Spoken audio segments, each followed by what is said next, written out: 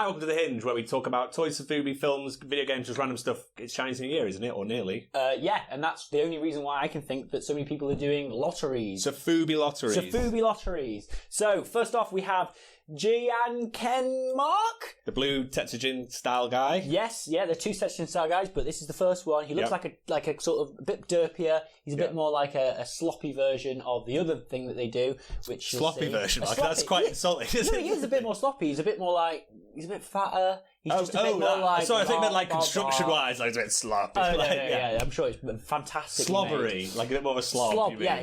Slovenly. Slovenly. Cord Viper. Motorbike Guys. And that's by Mogurama. They do quite a few different lotteries, ones with Onion Fighters, ones with Real Head, loads of other things like that. So keep an eye on them if you're into any of that stuff. KK Toys in collaboration with Mandrake. Tetsujin style. Yes. With the helmet, or the knight-looking guy. Yeah, with a bit of a radar on top of his head and a pointy nose, a lot more like Tetsujin. That's another. So is this that's another a kind lottery. Of email? You email them, or is it? Yeah, normally I'd say with all of these, you go onto their homepage and you look at. There was a link just below the name, and that's where you follow it through, and then that will be like either a Google form or it'll tell you all the information you need to do. So yeah, I'm gonna apply for pretty much all of these. Maybe not the Cord Viper one because I'm not crazy. I like those guys. You like those? I know they're a bit more like a standard like action figure, like G.I. Joe standard but they're shape, really but they're cool. I love the ones that there's a bigger one and there's a smaller scale. The smaller scale ones I think are done in a bit more of a softer kind of a bit more like the Bandai Ultramans and stuff like that. But the bigger ones are proper like Sofubi and the same. I think they're made same place as Real Head ones, and so but they're just a little bit short for me. But they're still really cool toys. So what's going on with you? I like the Little Frogs by Painternet. Yeah. I've only just... Basically, we did that Gokudo frog the other day. Yeah, and then obviously started looking mad. at frog stuff. I also followed quite a few frog things on Instagram, like Daily Frogs. Daily Frogs? It's like weird frog comics and stuff, but then randomly there's like another section. Obviously, a lot of people obviously must follow this. Also follow those little kind of worms that are furry and you have like a fishing line on them. What? And people used to have them. So and they run around with fingers. Yeah. For some reason, because I started following frog things, like most of my, what was it, on Instagram, like Explore page or whatever it is loads of those little wormy things. There's like a whole subculture of little wormy things. I never knew how they did that thing. Yeah, it's magic. Cyberpunk Joe.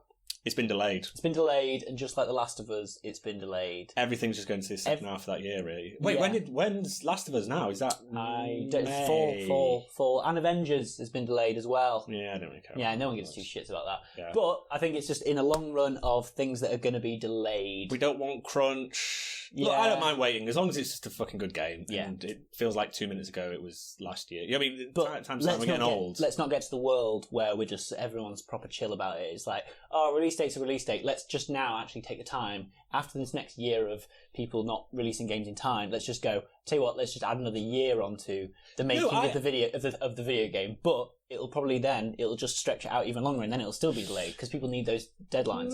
I don't know. I think I'm always going to be proper chilled about it. I think as long as they're doing something well, because the company's not going to keep dragging it. The only time I don't like it is if they've promised, they've gone, look, let's say it's a DLC for something where you've paid like a season pass and then they're taking the piss. But if it's something you've not paid for, I get it. Some have pre-orders for this. Well, yeah, that's the thing. I can understand why it's a bit frustrating. I don't like the fact now, like on the pre-orders a thing everywhere. Yeah. No, but on like the PS4 now, you pay like the whole amount.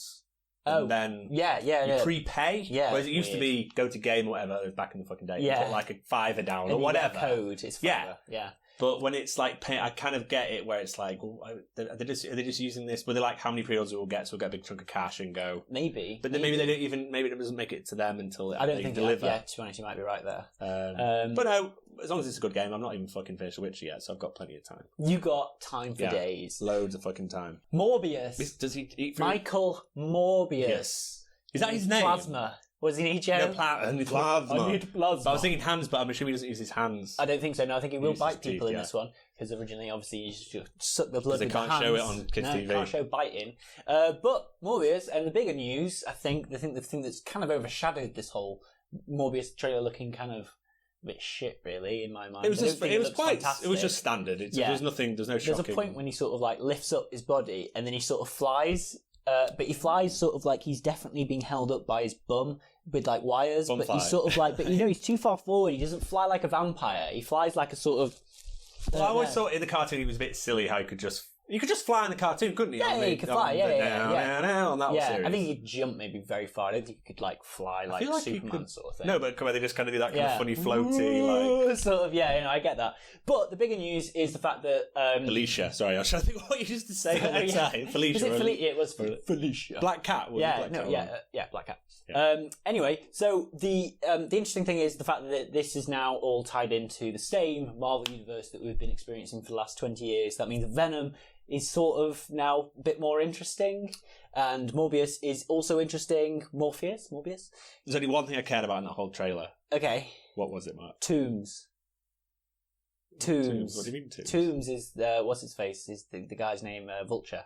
Yes. Yeah, him. Michael Keaton. Yeah, that's his name. That's it. That's it. Do you know what? I watched the whole film and didn't know like Spider-Man. I didn't know it was called Tombs. I can't remember his first name. I fucking love Michael Keaton. Yeah, no, but he's going to be, hopefully, the new Nick Fury. He's going to bring in all the people for all the different villains. So he's going to go, hey, Venom, you're trying to be the bad good guy. Hey, Morbius, hey, you're trying to be the He's Batman, though. And he's going to grab the Joker. He's not, no, I know, but Jared Leto was the Joker. He's Batman. But, well, yeah, shit, Secret. DC's snuck in. Yeah. And he goes, what's up, Doc, at the end? I didn't quite get that. I don't understand that as well. Is he Doc? Because I was like, Jared Leto. I suppose he's a Doctor. Yeah, he's Dr. Michael Morbius. You've got it. But I don't understand why, like, if Bugs Bunny was like a flesh eater, then I could kind of get it. Well, it's just a silly phrase. There's no comparison between Bugs Bunny or Elmer Fudd. I was going to say then, well, it's Warner Bros. It's not Warner Bros. I was going to say they own it. No, it's weird. It's just odd. It's just odd. Like, you should have just been like, oh. No, it just seemed like basic. But no, I like Michael Keaton. I'll happily watch just Michael Keaton doing whatever he's doing. Just in that for like 5 minutes. Because is it potentially? I think he'll probably just like try and like manipulate him maybe. And how's he got out of jail? Who? Michael? I don't know. Michael Keaton. Yeah, it's all going to be explained. Yeah, maybe. Because at the end I was like, oh, just before, and I was like, no, it's not because Spider-Man's on the wall. Okay. Yeah.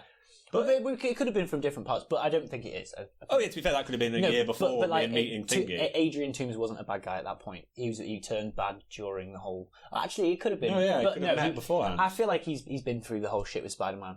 Yeah. Definitely. But it was interesting, and I'm kind of a bit more interested to see how Spider-Man will deal with it, and what's going to happen in the next, like, 3 movies, probably. There's going to be 3 movies where, like, it's going to be set up the Sinister Six, or whatever, and then we're going to be seeing the cool Spider-Man versus Sinister Six thing, and that'll be banging. The fact that Spider-Man's in the universe also makes me think of that Mondo Spider-Man print. A poster Spider-Man on the wall, a poster Spider-Man on the wall, connections. Yes. And that's Matt Taylor, isn't it? Yes, the Matt Taylor. Is that out? Well, it's out today.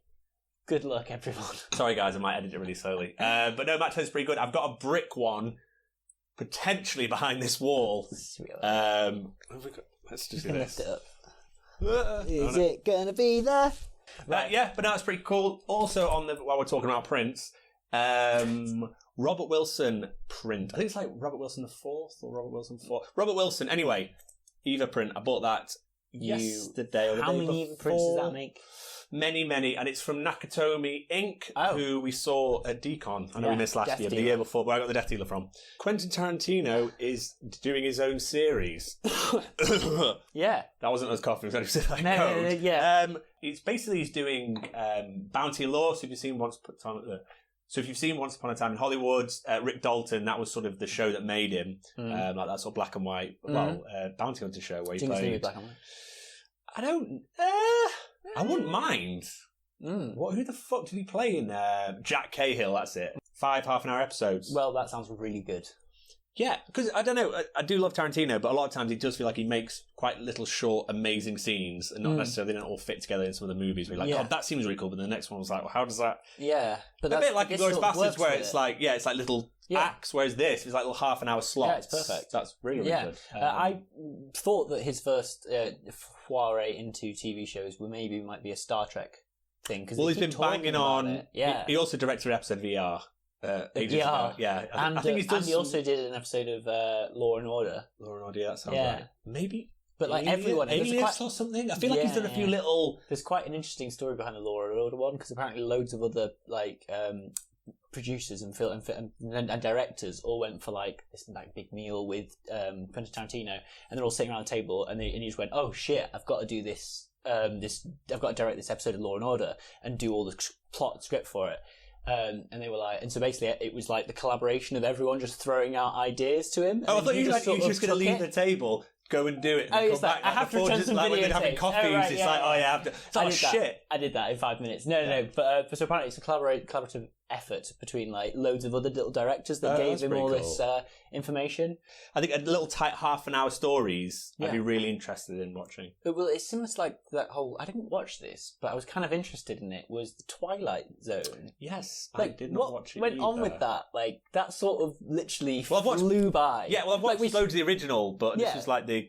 But that's a similar thing. Like it's like re-bringing it back, and it's like sort of like Jordan Peele did some episodes and stuff. Peele, and like he was the guy who was like, "This is the Twilight Zone." Yeah, because that's what was great. Because it was little just random anthology. Well, just little random stories. But that just didn't even register. Did it even pop on my Rotten Tomatoes? I didn't really read it and go, "Oh, is this good?" I don't know. Is it even out? In America, it was on like CBS All Access or something. It was something like that. It was something that isn't one of the big ones. Yeah, and usually in England, Netflix will buy the rights and it'll pop up. But I've not seen. Oh, I've got Prime and I've not seen it on either of them. So. Weird. So that was The Hinge. Wait, Mark, before you go. What? How do I keep up with all these lottery things? Because you've said loads of stuff. Oh, right, I might miss out stuff. Right, okay. And I don't have a YouTube account. Well, what? Oh, right, okay. Well, just follow us on The Door Talks, obviously. And then also... Instagram? Yeah, on Instagram. Just follow our stories and we'll post loads of lotteries. And on Fridays you do something? Yeah, Fridays there's also, Joe, Sophie Friday. Oh my God. Who does the photos for that? That was The Door Talks. That was The Hinge. That was The Hinge. Thank you. You enjoy. Enjoy, everyone. Goodbye. He's Jake Cahill, and he lives by Bounty Law.